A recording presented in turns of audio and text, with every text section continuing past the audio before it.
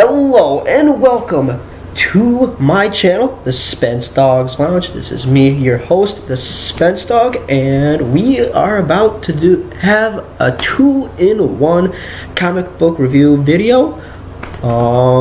These past couple of weeks I've been able to read some pretty cool comics, and let's get started talking about them. So, from the week of April 12th, there were a slew of new comics I was able to read, and let's get started talking about them.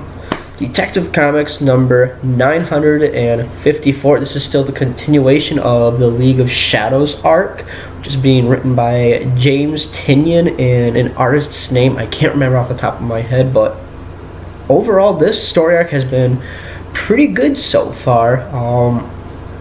Batman has been pretty much incapacitated by Lady Shiva and her group. And we also see that Ra's al Ghul, he wants Batman to defeat Lady Shiva and her group. So it's interesting seeing one of Batman's most famous villains reach out to him and say, "Hey, this is a problem for me. I need your help." And there was something also a little bit interesting to note in this issue. Ra's, I think he said some type of a magical spell, but the way it was said, it sounds like something like either Zatanna or Zatara would have said a magical spell. So is Tynion implying that him and Zatara have worked in the past? I don't know, but that very, very, very much so intrigues me. Overall, this story arc has been pretty good so far. It's worth checking out, and yeah, I think this arc is wrapping up pretty soon, and all I have to say, in Cassandra Cain we trust. Gonna have to give it an 8.5 out of 10. And then Red Hood and the Outlaws number 9. This is the continuation of Ghost of Past's arc, written by Scott Lobdell. Overall, I've been really enjoying this title so far. It's good. I know some people say the New 52 stuff was a mixed bag, but honestly, Scott Lobdell is doing a great job with this title. Really don't have anything to complain with it at all. So far, we know that Jason, Artemis, and Bizarro, they've returned to Karak to try and find this mysterious bow of Ra, and in the process, they get separated by getting hit by like a giant missile or something like that. Anywho, it's pretty good. Like,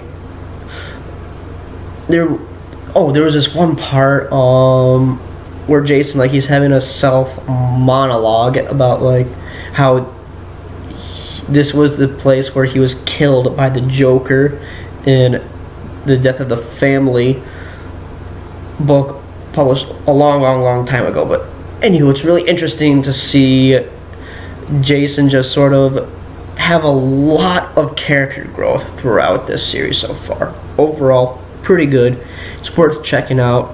8.8 out of 10. And then, oh yeah, Titans number 10. This issue concludes the Made in Manhattan arc. Overall, great stuff. Really enjoying this. How Dan Abnett has been writing everyone in this series. Plus this mini arc, we really got to see Bumblebee take center stage in this arc. Really liked it, and also the ending, it sort of sets up for this upcoming crossover event DC is doing called the Lazarus Contract. So I may check that out, I may not, but anywho, overall, great issue. Gonna have to give it an 8 out of 10.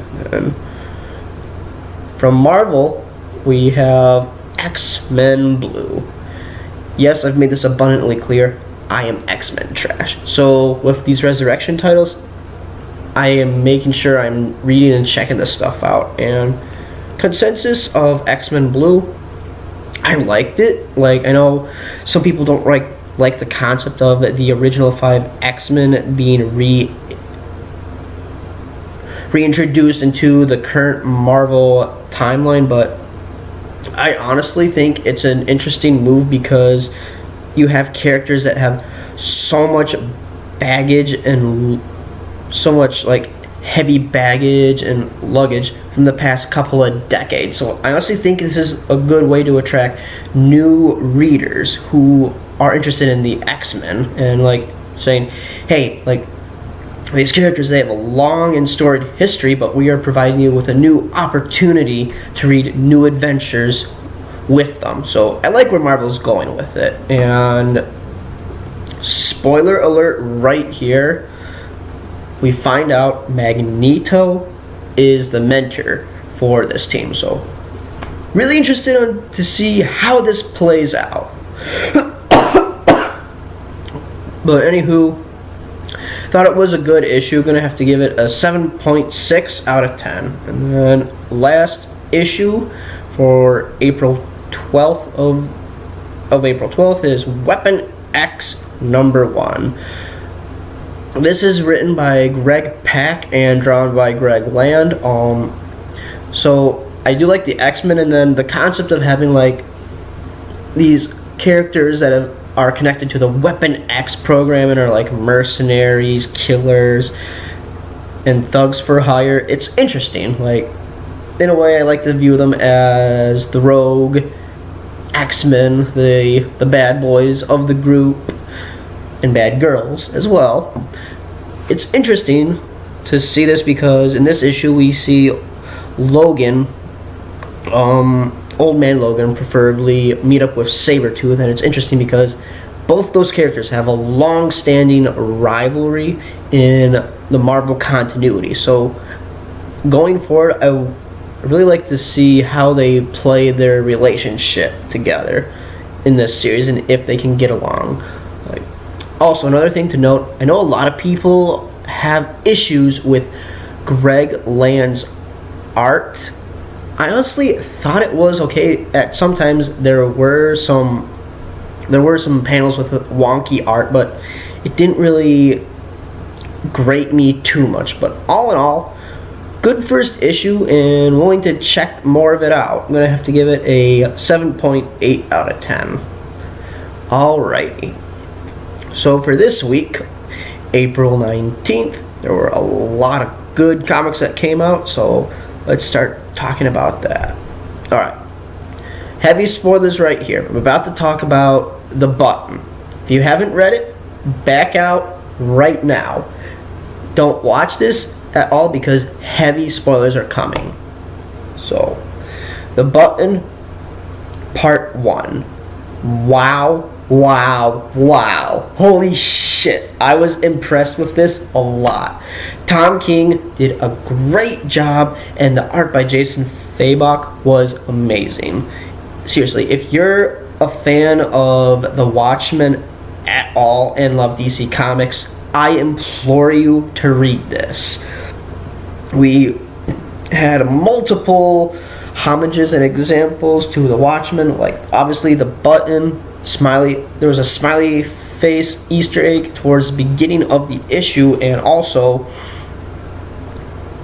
King used the famous 9-panel grid from Watchmen as well, which I really appreciated.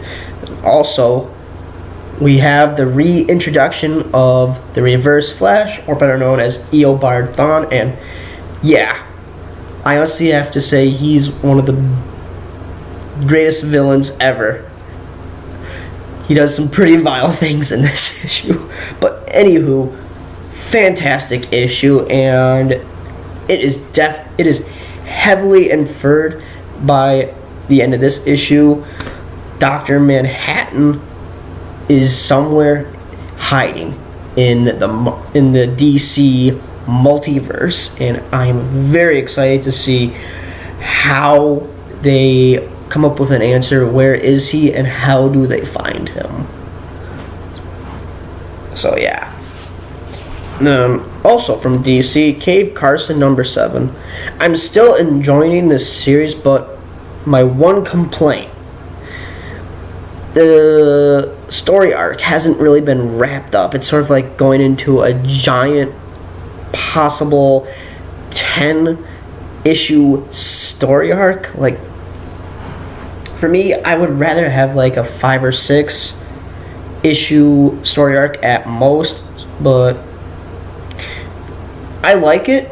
I just don't want to drop it due to the fact that the story hasn't been wrapped up. But all in all, it's a good issue. We have a great characterization of Superman in this issue, and yeah, I'll still pull it and see if I'm still enjoying it. But anywho, decent issue, 7 out of 10. Next issue, Green Arrow number 21. So the mini arc, the Black Artery, has finished, and now we're jumping onto a new arc called the Star City arc.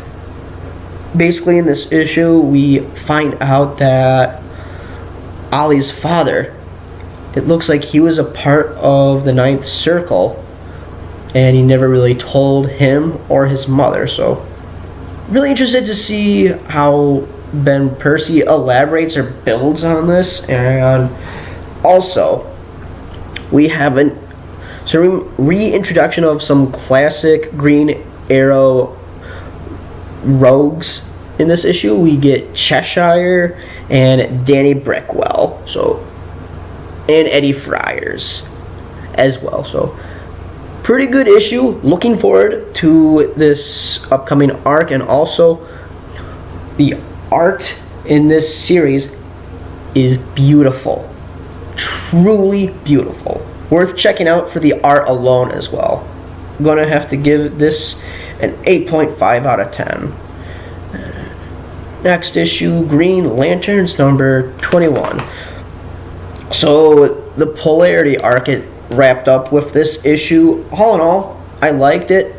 Pretty emotional story arc, if you ask me. Humphries has done a great job with the writing so far overall in the series. Really can't complain at all. Like, sometimes he makes us feel really sympathetic and root for the villain. Like, the writing he does with emotions, he does it really well.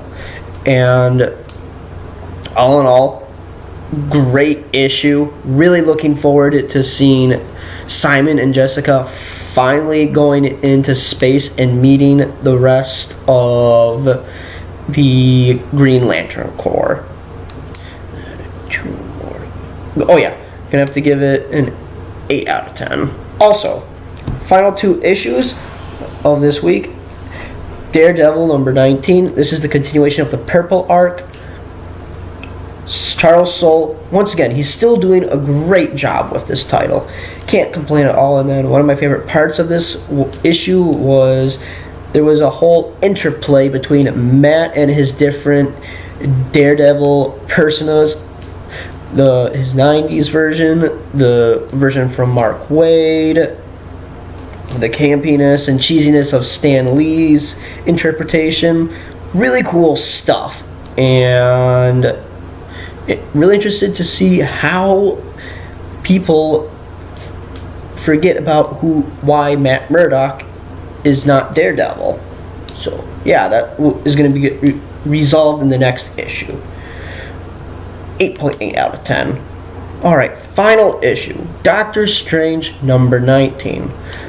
This is Jason Aaron and Chris Bachalo's second to last issue of the run. Overall, this has been a really good series. I've been liking it a lot. I know, like, maybe some longtime readers of the Doctor Strange comics, this isn't really their cup of tea, but as someone who has never read a Doctor Strange comic before, I'm very, very much enjoying this series. It's worth checking out. And yeah, give it a try if you want to. Overall, I'm going to have to give it an 8 out of 10. Also, once again, thank you for checking out my channel.